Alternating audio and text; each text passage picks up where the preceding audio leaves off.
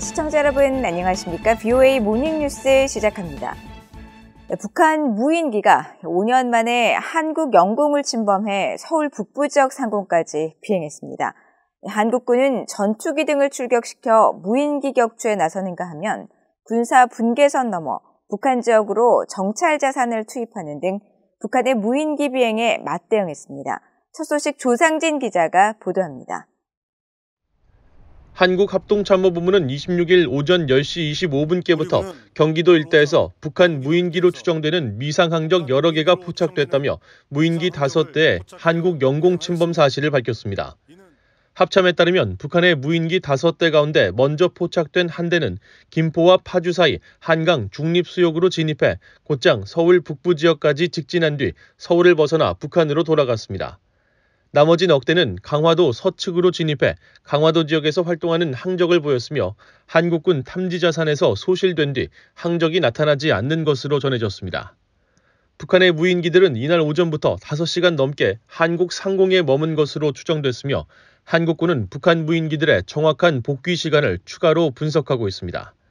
한국군은 미상 항적을 김포 전방 군사분계선 MDL 이북에서부터 포착한 후 이를 무인기로 식별하고 경고 방송과 경고 사격을 여러 차례 실시했습니다. 특히 공군 전투기와 공격 헬기, 경공격기 등으로 대응에 나섰으며 교동도 서쪽 해안에서 레이더에 무인기가 포착돼 헬기에 20mm포로 100여 발을 사격했지만 격추에는 실패했습니다. 한국군 조종사가 육안으로 식별한 북한 무인기 한 대는 날개가 전장 기준으로 2m급이었습니다. 한국합동참모본부는 유무인 정찰 자산을 군사분계선 MDL 근접 지역과 이북 지역으로 투입해 북한 무인기의 침범 거리에 상응하게 운용하면서 적 주요 군사시설을 촬영하는 등 정찰 및 작전 활동을 실시했다고 밝혔습니다. 또 북한의 이 같은 도발에 대해 앞으로도 충분하고 단호하게 대응할 것이라고 강조했습니다. 한편 한국항공당국은 무인기 침범에 따른 군의 대응작전 차원에서 이날 오후 1시쯤부터 인천국제공항과 김포공항에 민간 항공기 이륙 중단 조치를 내렸다가 오후 2시 10분에 모두 해제했습니다. 북한 무인기의 영공 침범은 5년 만입니다. 2017년 6월 9일 북한 무인기가 강원도 인제 야산에서 발견됐었는데 당시 이 무인기는 군사분계선을 넘어온 것은 물론 경북 성주 고고도 미사일 방어체계 사드 기지까지 내려가 일대를 촬영한 것으로 나타났습니다. 이 무인기는 5시간 30여 분 동안 약 490여 킬로미터를 비행했으며 성주 기지 촬영 후 북상하다가 엔진 이상으로 추락했습니다. 이보다 앞서 2016년 1월에는 경기도 문산 지역에서 북한 무인기가 군사 분계선을 넘어왔다가 군이 경고 방송과 경고 사격을 하자 북한으로 돌아갔었고 DMZ 비무장지대 지뢰 도발로 긴장 수위가 높아졌던 2015년 8월에는 강원도 화천 지역 군사 분계선 남쪽 상공을 비행했으며 2014년에는 강원도 삼척과 경기도 파주, 백령도 등에서 북한 무인기 잔해가 잇따라 발견되기도 했습니다. BOA 뉴스 조상진입니다. 북한이 올해 미국의 대화 제의를 거부한 채 미사일 발사 등 무력 시위에 열을 올렸습니다. 8발의 대륙간 탄도미사일 ICBM 발사를 포함해 역대 가장 많은 미사일 65발을 쐈고 핵선제 공격을 시사하는 핵무력 법제화에 나서며 긴장을 고조하기도 했습니다. 올 한 해 북한의 무력 도발 양상을 박형주 기자가 전해드립니다. 올해 북한은 지난 23일 단거리 탄도미사일 SRBM 발사를 포함해 최소 65발의 미사일을 40회에 걸쳐 쏘아 올렸습니다. 2019년 27발의 2배를 훨씬 넘는 역대 최다 발사 기록입니다. 종류와 방식도 다양해 극초음속 미사일 발사와 신형 KN 계열 3종, 고체 연료 로켓 엔진 시험, 단거리, 중거리, 대륙간 탄도미사일 ICBM 등 북한이 할 수 있는 거의 모든 종류의 미사일 시험 발사를 실시했습니다. 전문가들은 김정은 국무위원장이 지난해 8차 당대회에서 밝힌 5대 국방 우선순위, 즉 전략무기 5대 과업 목표 달성을 위한 것으로 분석했습니다. So I think they're progressing fairly well with the exception of hypersonic missiles. In my opinion, wasn't a success. But everything else, the development of longer range, better intercontinental range ballistic missiles, multiple warhead capabilities, tactical nuclear weapons, new submarine launched weapons, and of course the military reconnaissance satellite. Of course, I think they have more to do. And so overall, I'd say they're progressing quite well. 북한은 그러나 극심한 식량난 속에 5대 과업 추진에 상당한 진전을 이루는 것처럼 연출하고 있을 뿐 큰 성과나 진전이 없다는 분석도 나옵니다. Kim really has tried to make it look like he's making progress. Think in part that's because he wants to go back to the North Korean people and say, see how successful I am? Because in most other areas, if you're looking at his economy, his food, and all those other things, he's been a terrible failure. 북한 무기 실험의 핵심 목적은 실전 배치를 통해 전투 역량을 강화하는 것이지만 제재 완화를 통한 경제적 양보 등 정치적인 목적이 있다는 분석도 나옵니다. North Korea's attempt to drive a wedge in the ROK-US alliance, so that's political warfare. And its blackmail diplomacy is to use increased tensions, threats, and provocations, such as missile tests, to gain political and economic concessions. 전문가들은 북한이 무력 도발과 관련해 내년에도 올해와 비슷한 양상을 보일 것으로 전망하면서 기술적 측면보다 김 위원장의 정치적 셈법에 따라 결정될 가능성이 크다고 내다봤습니다.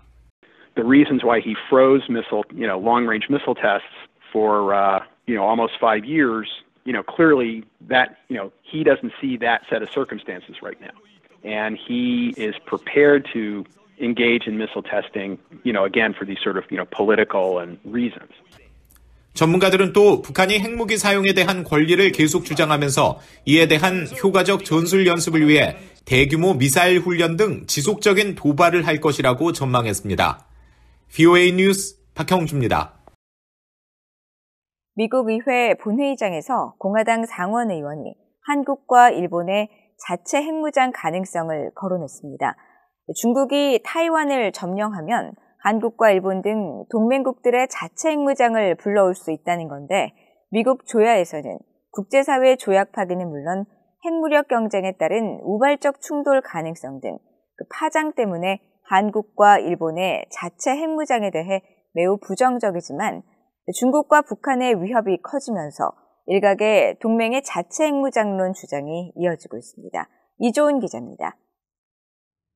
미국 공화당의 댄 설리번 상원 의원은 최근 본회의장 연설에서 중국의 타이완 침공 가능성을 경고하면서 한국과 일본의 자체 핵무장 가능성을 거론했습니다. 설리번 의원은 무엇보다도 중국이 타이완을 점령할 경우 역내 미국의 방위 공약이 위협받고 약화될 것이라면서 이에 따른 한국과 일본 등 동맹국의 자체 핵무장 가능성을 지적한 겁니다. It could cause some countries to build up their own military capabilities, including possibly nuclear deterrence when they currently don't have it. 설리번 의원은 그러면서 모든 미국인은 이처럼 동맹국들이 자체 핵무기를 보유하게 되는 상황을 우려해야 한다고 강조했습니다. The questioning of our Pacific network of alliances that undergird the security of the American homeland by our allies and by balancing and deterring dangers far away from our shores, I believe makes Americans less safe. 설리번 의원은 그러면서 이런 상황을 막기 위해선 중국의 타이완 침공을 억제하는 3가지 정책이 필요하다고 주장했습니다. 즉, 타이완의 자체 방위력 강화와 미국과 동맹국들의 타이완 군사력 지원, 그리고 중국에 대한 경제적 제재 위협을 제안한 겁니다. 특히 중국에 대한 경제 제재 위협은 가장 강력한 억제 전략일 수 있다며 중국 공산당의 타이완을 침공할 경우 경제, 금융, 에너지 분야에서 파괴적인 경제적, 재정적 대가를 치를 것이라는 점을 분명히 해야 한다고 강조했습니다. 앞서 공화당의 스티븐 샤봇 하원 의원 역시 지난 6일 워싱턴 타임즈 재단이 주최한 대담에서 최근 북한 문제와 관련해 중국을 압박하기 위해선 한국, 일본과 자체 핵무장 문제를 논의해야 한다고 주장하기도 했습니다. 하지만 이 같은 일각의 주장과는 달리 바이든 행정부는 물론 의회와 전문가 그룹 등 미국 조야에선 한국과 일본의 자체 핵무장에 대해 부정적입니다. 자체 핵무장을 위해선 핵확산 금지 조약 NPT를 탈퇴해야 하고 이에 따른 비확산 체계와 미한동맹의 약화는 물론 중국과의 관계 악화, 핵보유국 간의 오판으로 인한 핵 충돌 가능성 등 위험이 있기 때문인데 따라서 현재로선 미국의 핵우산 정책에 따른 전략자산 등의 억지력 강화가 동맹 방어를 위해 가장 효율적이라는 것이 대부분 전문가들의 지적입니다. VOA 뉴스 이조은입니다. 내년에 실시될 예정인 미한연합과학전투훈련 KCTC 훈련에 미군은 대대급으로 2차례 참가해 역대 최대 규모로 치러질 것으로 알려졌습니다.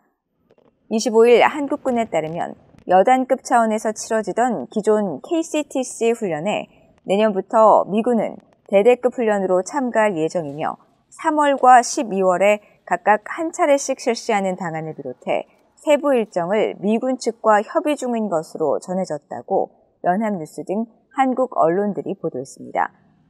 훈련 방식은 참가 부대가 한국 육군 과학화전투훈련단의 대항군연대와 교전하거나 참가 부대가 서로 자유기동식 교전 원칙을 적용해 전투를 벌이는 쌍방훈련 형태로 진행되며 미군의 참여 확대로 동시 통합작전 능력과 미한연합작전 능력 향상에 더 큰 효과가 있을 것으로 기대하고 있다고 한국군은 전했습니다. KCTC 훈련은 실탄 대신 레이저를 발사해 교전하는 마일즈 장비를 부착해 진행하는 실전적 전투훈련으로 실전에 가장 가까운 훈련으로 평가받고 있습니다. 북한이 신종 코로나 바이러스 감염증 확산에 따른 국경 봉쇄 여파로 2년째 마이너스 경제 성장을 기록한 것으로 나타났습니다. 한국통계청은 26일 발표한 2022 북한 주요 통계 지표에서 북한 경제가 전년 대비 실질 국내 총생산 GDP 성장률이 마이너스 0.1%를 기록해 지난 2020년 마이너스 4.5%에 이은 2년 연속 역성장을 기록했다고 밝혔습니다. 세계 경제 성장률이 2020년 마이너스 3.3%에서 지난해 5.8%로 반등하고 한국 성장률도 마이너스 0.7%에서 4.1%로 돌아선 것과는 대조적인 모습으로 핵과 미사일 개발에 따른 국제사회의 대북 제재 영향을 받던 북한 경제가 코로나 사태 이후 국경 폐쇄 정책으로 더욱 어려운 상황에 놓였기 때문이라고 통계청은 분석했습니다. 통계청은 또 북한의 1인당 국민 총소득 GNI는 142만 3천 원으로 4,048만 2천 원을 기록한 한국과는 28배의 차이가 나며 남북한의 1인당 소득 격차는 계속 벌어지고 있다고 지적했습니다. 북한 해킹 조직이 한국의 외교안보 분야 전문가들을 겨냥해 정보를 탈취하기 위한 피싱 이메일을 대량 유포한 정황이 드러났습니다. 한국경찰청 사이버수사국 사이버테러수사대는 25일 발표를 통해 지난 4월에는 제20대 대통령직 인수위원회 출입기자를 사칭한 이메일이 또 5월과 10월에는 국민의힘 태영호 국회의원실 비서와 한국 외교부 산하 국립외교원을 사칭한 이메일이 유포됐으며 모두 북한 해킹 조직 김숙희의 소행으로 파악됐다고 밝혔습니다. 해당 메일을 받은 전문가들은 최소 892명인 것으로 파악됐고 메일에는 피싱 사이트로 유도하는 링크나 정보 유출 기능에 악성 프로그램이 담긴 문서가 첨부돼 있었습니다.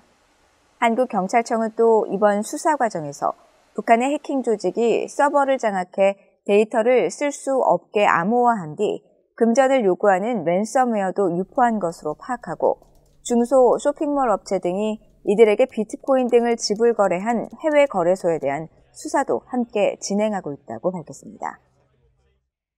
이상으로 VOA 모닝뉴스를 모두 마칩니다. 시청해주신 여러분 고맙습니다.